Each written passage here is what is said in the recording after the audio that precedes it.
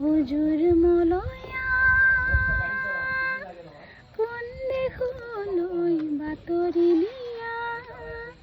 এই মাটিৰে কহুৱা বন এবাৰ